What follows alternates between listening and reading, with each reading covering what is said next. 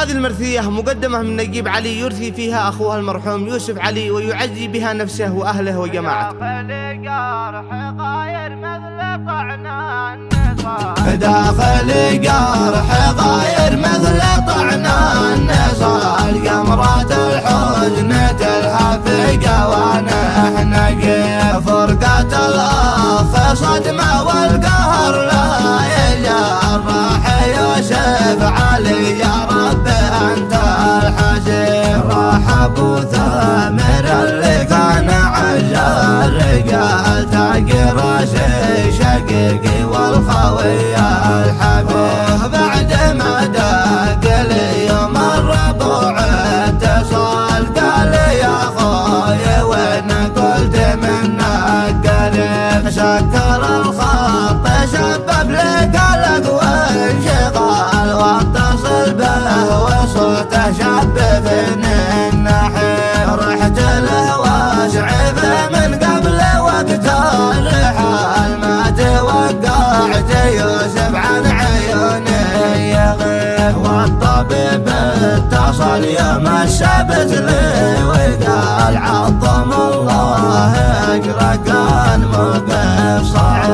طاح من يدي الجوال والدمع سال خويا الاكبر راحل يا حسرتي والله غاب عني ونسيانه علي محال. بس لا حول من حكم القدر والنصيب. خيام القهر واحزن لازم ثقال عقب من حازها عز وشهامه وطيب. وارفع الشكر من قلبي لاغلى رجال من وقف جانبي في وقت جرحي عطيب. اصبروا يا اخواتي واهلي والحزن طال صابروا وادعوا والله سميع المجيب. يرحمه عالم المكنون من شر مخال يسكن جنته وهو الحكيم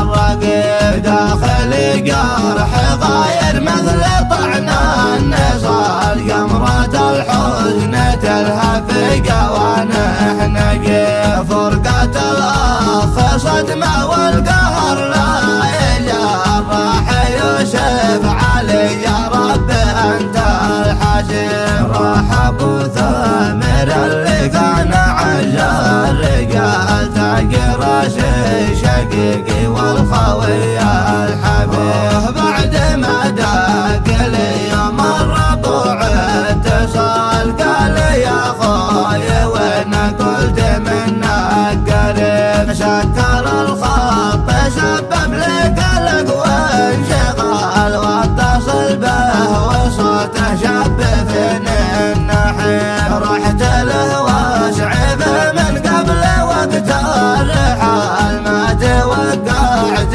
يوسف عن عيوني يغيب. والطبيب اتصل يوم السبت لي وقال عظم الله اجرى كان موقف صعب. طاح من يدي الجوال والدمع سال خويا الاكبر راحل يا حسرتي والله غاب عني ونسيانه علي محال. بس لا حول من حكم القدر والنصيب. خيام القهر واحزن لازم ثقال عقب من حازها عز وشهامه وطيب. وارفع الشكر من قلبي لاغلى الرجال من وقف جانبي في وقت جرحي عطيب. اصبروا يا اخواتي واهلي والحزن